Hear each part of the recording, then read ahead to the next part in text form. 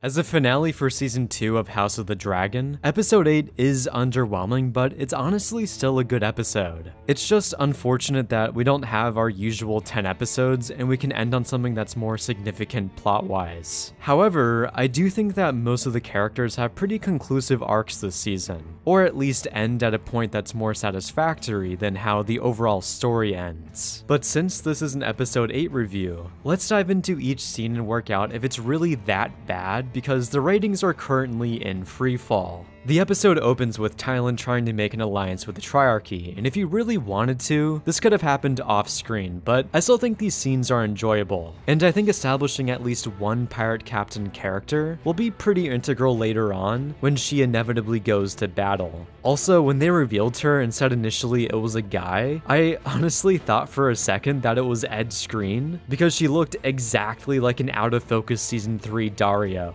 Thankfully, they didn't do that, and most of these scenes were pretty fun. It's just a little odd that we spend so much time here, given that this is a finale where we should probably be doing something more significant. Aemon destroys Sharppoint out of anger, and since this episode has a lack of action, I think showing us this destruction could have helped alleviate that frustration, along with showing us Aemon's real-time reactions to burning thousands of people alive. Like, it's kind of weird that happens off-screen, despite that being a pretty major point for his character, and essentially snapping and causing so much destruction just because he's frustrated. But at the same time, we get an extended scene of mud wrestling. For how character motivated this season is, I'm surprised they didn't show us this, and it seems like HBO wanted to save money here. Aegon and Larys have a good dialogue scene, and I wouldn't say I love it, and there's an upsetting line that Aegon says. My dragon is dead. A lie. Take it out. Hopefully Sunfire returns, but that's seeming a little unlikely at this point. My disappointment is immeasurable, and my day is ruined. Rhaenyra is wandering around the Vale, and while it seems like the writers are going for more realism in how long it takes for her to find Sheepstealer, I wish they cut out most of these scenes and just implied, as they did, that it's been a long time. It really drags down the pace, especially since we don't actually get the payoff. This has been getting built up to for the entire season, and I think this is the most egregious example of the writers blueballing the audience. Of all the payoff that we didn't get, this is definitely something we should have received. Like, are the writers going to immediately resume this scene next season? And if that is the case, then why not just conclude this plot thread by showing us the rest of this scene, since it won't take that long? If Ryan Condal ends up opting to not show us this, and it happens off-screen, then that'll be very upsetting. Since Rhaenyra as a character has been perpetually grappling with the fact that she's in a family of Dragonriders and she doesn't have one. This conflict is the entire point for her character, and it's just baffling to me that we cut out this point of payoff when it would have lasted like an extra few minutes. And if it's an issue with time, then cut out her wandering around in the mountains, and replace that with her taming Sheepstealer. But as a side note, Sheepstealer looks absolutely incredible. Outstanding design. Jace whipping the Targaryen bastards into shape I think will give him more agency within the narrative, and something consistent for him to deal with, which I think is pretty clever from a writing standpoint, since Jace is also a bastard. Ulf immediately turning into a douchebag given his new status is the start of a very interesting plot thread. This is exactly what Jace was worried about in giving random people weapons of mass destruction. It's essentially rolling the dice, and one of them landed on a complete buffoon. Seeing where this goes and whether or not Ulf decides to stay with the Blacks will keep this character intriguing. I can definitely see the green side offering him a lordship and possibly a castle to bring him over to their side. Rhaenyra throughout this episode has multiple scenes about discussing attacking King's Landing since she now has the advantage. However, I don't see why we couldn't just have this occur in this episode as opposed to constantly talking about it. We must strike while we have the advantage and end this war. You must strike, quickly, while the Prince Regent mulls his next action. They put the means to victory in your hands. And yet, to claim it, I must strike. If I am to take the throne, I must put an end to the opposition. You must crush this beast at its head, and before too many days have flown. I know there are certain plot points that have to be resolved before this, but it makes it feel like there's going to be a big battle at the start of next season or in episode 2. So it seems really odd from a writing perspective to not make this finale more explosive and slightly accelerate the plot a bit so we can end on that plot point. I don't know if this is HBO stepping in with money signs in their eyes and forcing Ryan Condal to end the season in this manner, because it inherently seems like a wild decision to end on an episode that is predominantly build-up instead of payoff. It undoubtedly underwhelms the audience. Alicent standing up to Aemond is actually a really good scene, and has some great dialogue that flies by quickly. Like, who will she be if her mind is broken is such a diss towards Aemond, and is essentially her indirectly calling him crazy. Dragons are a means to mass violence and genocide, and the exploration of that and trying to protect the innocent is very resonant in this scene, and is the primary theme for season 2. I do wish this scene was a bit longer and Aemond exploded more at his mother to really push the drama further, but it's still a good scene. Kristen and Gwain's verbal fight goes so incredibly hard that it might actually be my favorite scene of the episode. It immediately launches into a point of confrontation, and this scenario allows us to fully see into Kristen's headspace. Him turning into a full-on cynic and being so down oddly imbues his character with a striking amount of sympathy. Of all the characters, Kristen was the last person I think I'd actually care about, and it's really impressive how he's turned around a bit. That and this whole theme of honor being a fallacy, I think is the most intriguing theme within Game of Thrones. That's why Jaime has one of the best arcs in that show, even though it falls apart a little bit in the end. But I hope Kristen stays around, and generally when a character is accepting of death and wants to die, that's generally when they tend to encounter irony, and the writers like to be cruel and keep them alive. Going back to the scene though, there are some great lines here. Or perhaps all men are corrupt, and true honor is a mist that melts in the morning. The dragons dance, and men are like dust under their feet. Like, you can't tell me that the writing this season is on the same level of Game of Thrones Season 8. Now, which one of you cowards shit in my pants? That's just not true.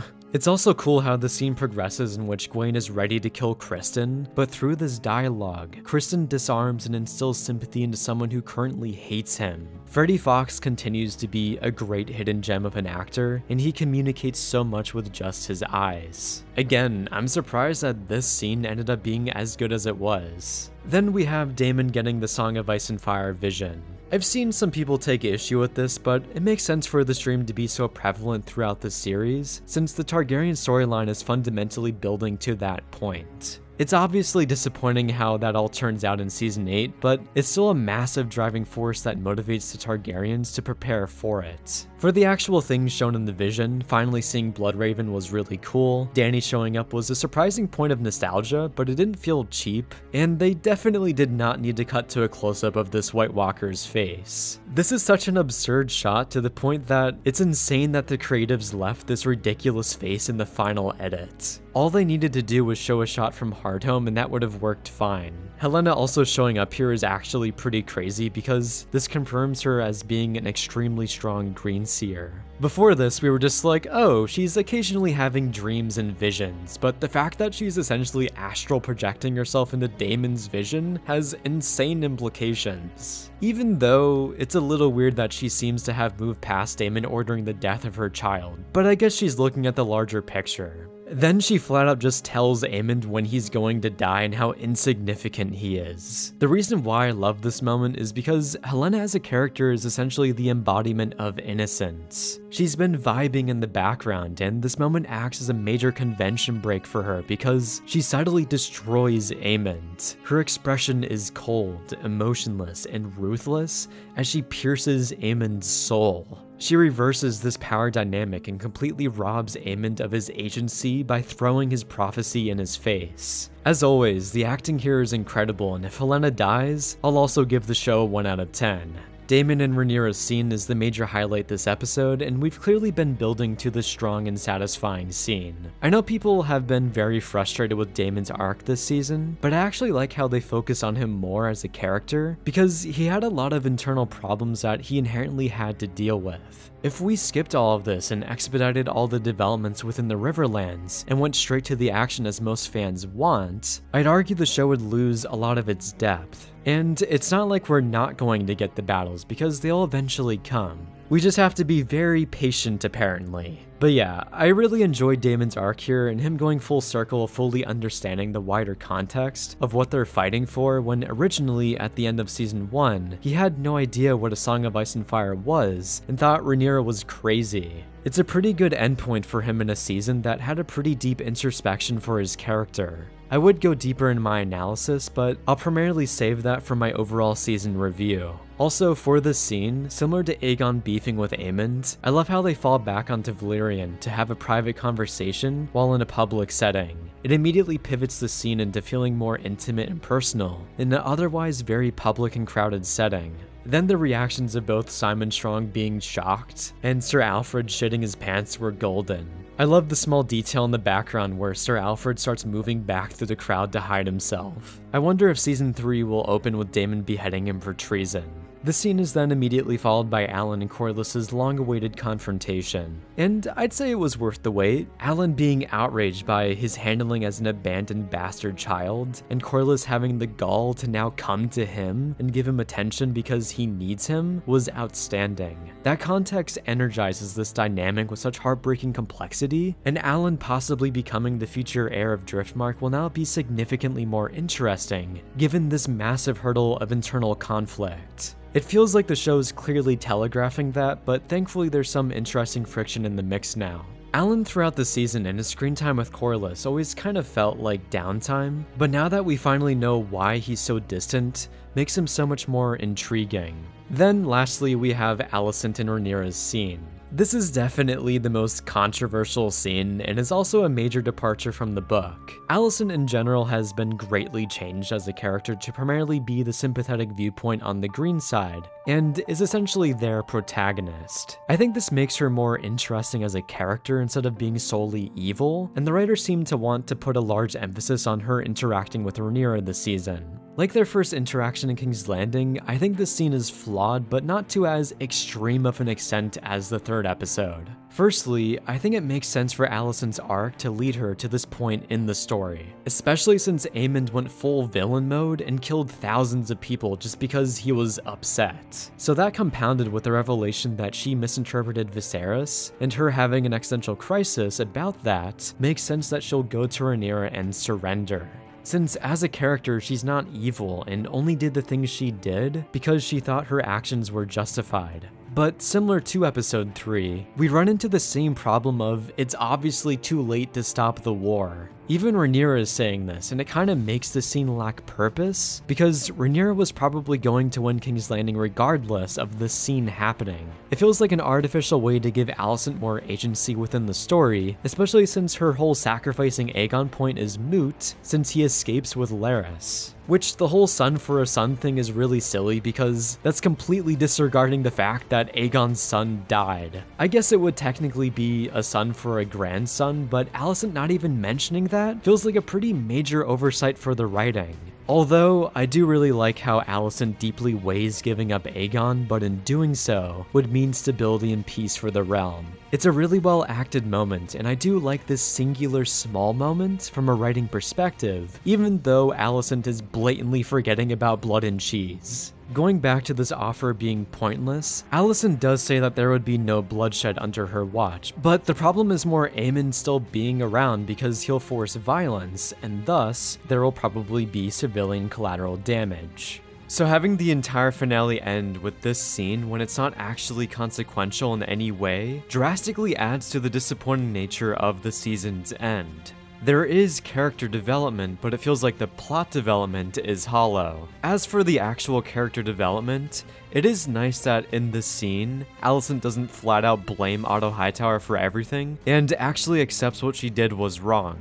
That's something that I thought she would do, and I'm happy that she actually looks inwards and understands her faults. Overall, the scene is flawed, but I do really like the direction of Alicent's redemption. This isn't as ridiculous as Rhaenyra going to King's Landing, and their dialogue together is always great, since they basically have the deepest history in the show. It may also be a little silly that Alicent asked Rhaenyra to run away with her and leave everything behind, but that felt more like a callback to their first scenes together. And of course, the acting for the scene was incredible. That essentially goes without saying. After this, we go through the montage where we see all the armies marching, we see Darren on his dragon, and Otto has been rotting in a cell. It's a little vague as to where he is, but to me, it seems partially implied that he was in King's Landing and is being found now because Larys is no longer guarding him. I was a little worried that he just got killed off screen, and it's a bit of a relief that he'll most likely be coming back, unless someone else has him.